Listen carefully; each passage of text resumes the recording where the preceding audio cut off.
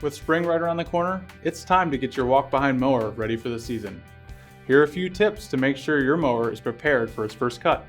For safety reasons, make sure the spark plug is disconnected before performing any maintenance on your equipment. Fuel can become stale in as little as 30 days, whether it's stored in a container or in your mower. You can prevent starting issues by removing last season's gasoline from your mower. A siphon pump makes this an easy task. Next, you should change the engine oil to remove any damaging debris. Make sure to tip the mower air filter side up when you drain the oil from the fill tube. Otherwise, fuel and oil might leak into the mower.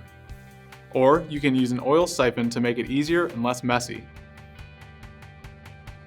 Check the mower blade and tires and replace them if they're worn or damaged.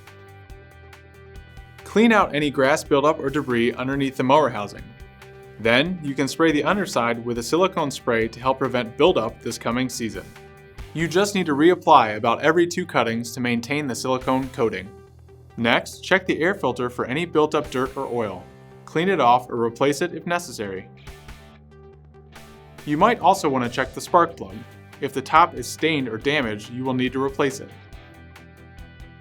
Finally, add new oil and fuel to your mower.